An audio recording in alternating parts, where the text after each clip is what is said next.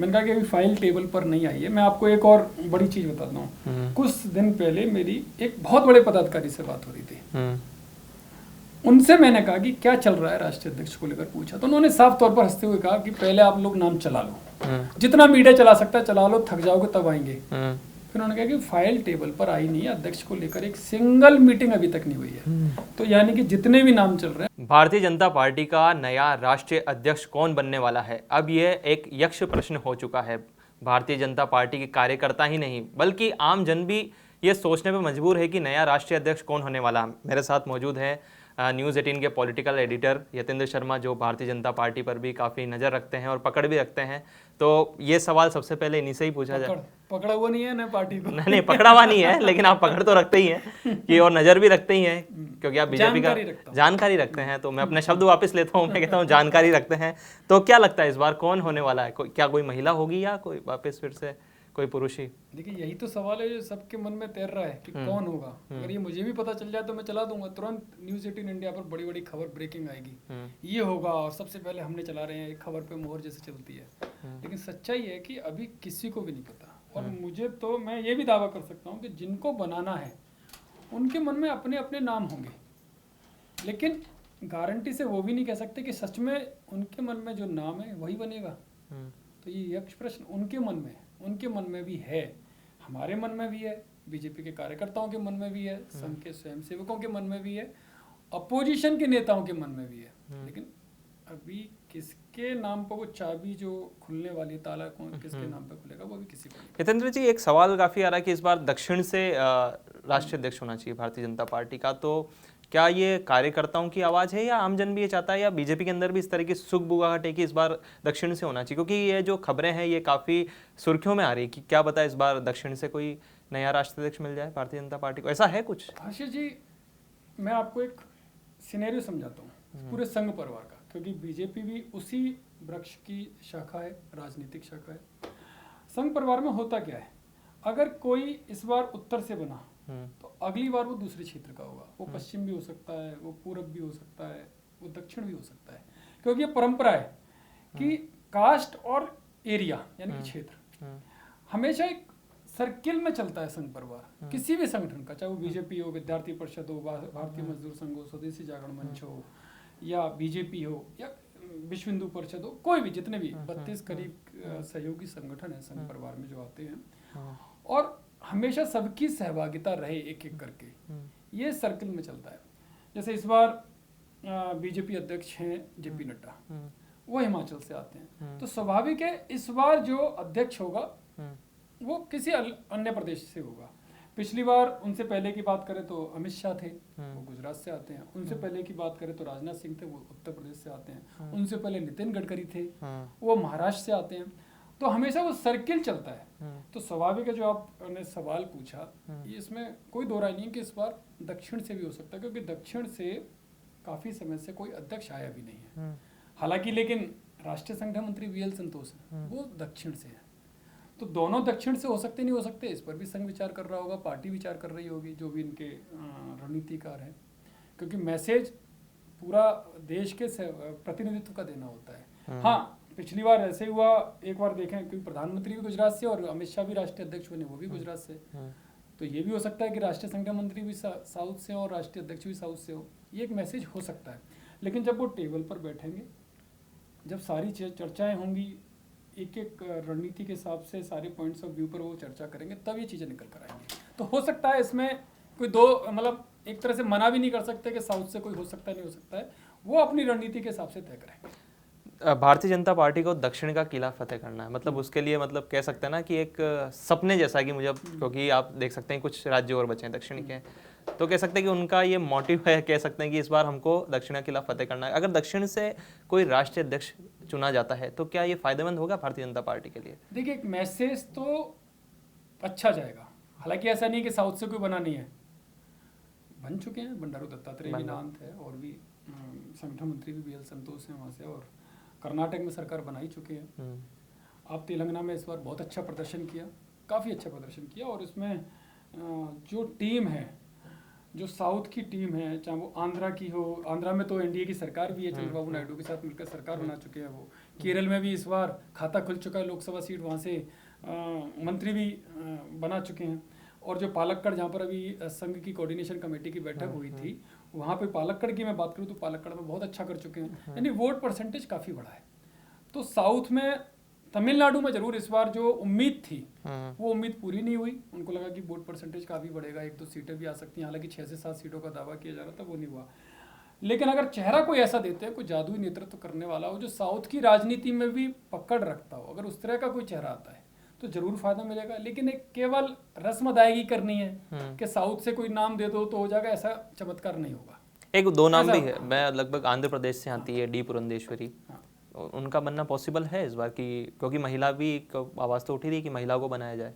देखिए, जब भी बीजेपी और एक वंती श्रीनिवासन भी है, वानिती श्रीनिवासन जो महिला मोर्चा की राष्ट्रीय, मैं बिल्कुल उस पर आता हूँ। एक नाम और मैं आपको बता देता हूँ, निर्मला सीतारमण। ये 3 नाम महिलाओं के नाते चल रहे हैं।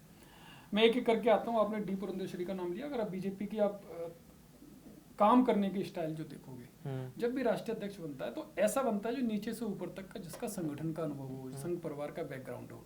क्या डी पुरंदेश्वरी का ऐसा कोई अनुभव है, या वो संघ परिवार से जुड़ी रही? मुझे लगता है वो दूसरी पार्टी से आई। नहीं, उनकी एक वो खासियत बता दें, वो टीडीपी के संस्थापक एनटी रामाराव की बेटी, और पहले वो कांग्रेस में थी, अब भारतीय जनता पार्टी की आंध्र प्रदेश की दूसरी पार्टी से आया, यही आपके सवाल का जवाब है। जो दूसरी पार्टी से आया उसे राष्ट्रीय अध्यक्ष बनाएगी क्या बीजेपी? आज तक ऐसा उदाहरण, मुख्यमंत्री तो बनाया है। मुख्यमंत्री बनाना और संगठन का नेतृत्व करना, दोनों में जमीन आसमान का अंतर है। वहाँ सरकार चलाना होता है, लेकिन संगठन में आपके जमीन से जुड़े कार्यकर्ता होते हैं, आपकी वो पौध होती है।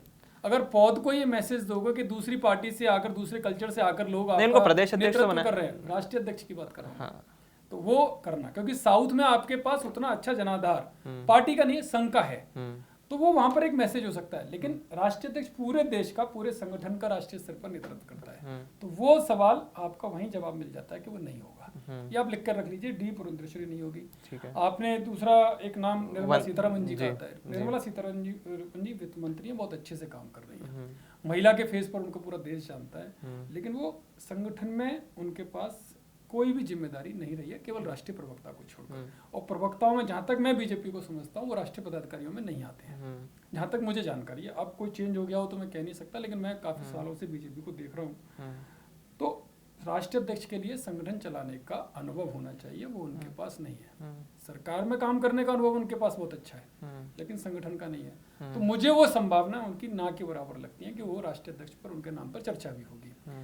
श्रीमती जो वानिती श्रीनिवासन है, महिला मोर्चा की अध्यक्ष, उनके पास संगठन का अनुभव, महिला मोर्चा की राष्ट्रीय अध्यक्ष, वो विद्यार्थी परिषद में भी रही हैं। लेकिन आपको जो लैंग्वेज विवाद आजकल काफी चल रहा है, वो लैंग्वेज विवाद उनके सामने भी आ सकता है, क्योंकि हिंदी उनकी बहुत कमजोर है, और जो अभी बीजेपी मजबूत है वो हिंदी भाषी प्रदेशों में ज्यादा, साउथ में कम है, तो उनका सामना उन प्रदेशों से ज्यादा पड़ेगा।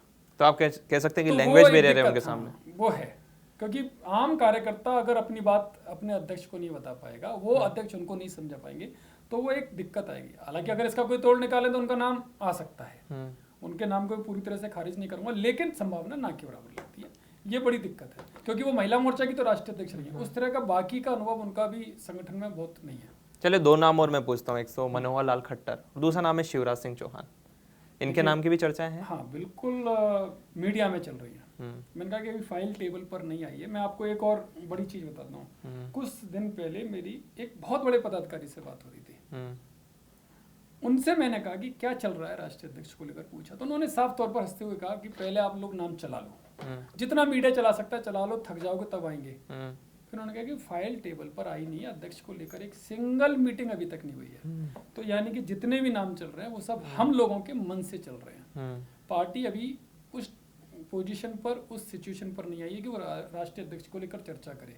मामला कहीं और फंसा हुआ है, मामला कोऑर्डिनेशन को लेकर हो सकता है, क्योंकि कई राज्यों में संघ ने अपने संगठन मंत्री नहीं दिए, कई राज्य खाली हैं, कई राज्यों में सरकार और संगठन के बीच में तनाव है, तो वो जो कम्युनिकेशन गैप है वो दूर हो, उसको लेकर एक बड़ा, जो मुझे सूत्र बता रहे हैं, जो दावा कर रहे हैं कि एक बड़ा रोड मैप तैयार किया जा रहा है। रोड मैप जब बड़ा तैयार होता है तो उसमें टाइम लगता है, जब वो चीज़ें नीचे से पूरी हो जाएंगी तो फिर राष्ट्रीय अध्यक्ष की फाइल टेबल पर आएगी, तब उस पर चर्चा होगा। लेकिन आपने जो सवाल किया कि मनोहर लाल खट्टर जी का, मनोहर लाल खट्टर जी संगठन मंत्री रहे हैं, संघ के प्रचारक रहे हैं, हरियाणा में उनका बहुत अच्छा अनुभव रहा है, वो 2 बार के मुख्यमंत्री भी रहे हैं, उन्होंने बहुत अच्छे से कार्यकाल किया, और अब वो केंद्र में मंत्री भी हैं, प्रधानमंत्री भी कि बिल्कुल मित्रवत उनका व्यवहार है, संघ में उनका बहुत अच्छा है, क्योंकि खुद प्रचारक रहे और आज भी उसी तरह का जीवन है।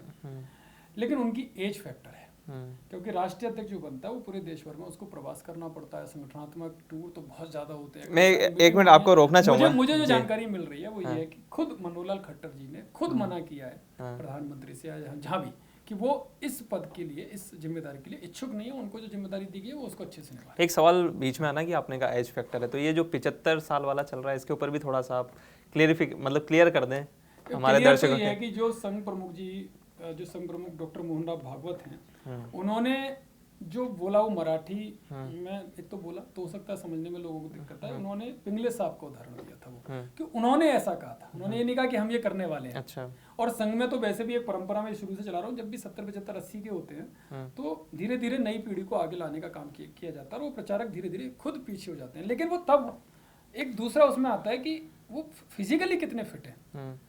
अगर वो फिजिकली फिट है तो वो काम करते रहते हैं, क्योंकि उम्र का शरीर से कोई वो नहीं है। हाँ, आप फिजिकली फिट होने चाहिए, तो कहीं भी उन्होंने ये नहीं कहा कि होना ही चाहिए, उन्होंने वो उदाहरण दिया था और उस उदाहरण को एक गलत तरीके से लोगों ने लिया, जो मुझे लगता है। विपक्ष तो मुझे काफी नहीं खुश लगता हुआ ना नहीं, प्रधानमंत्री रिटायर होने वाले हैं ना संघ प्रमुख। नहीं, विपक्ष तो काफी खुश हुआ था, विपक्ष तो काफी खुश के तो मन का मुद्दा है ना ये तो।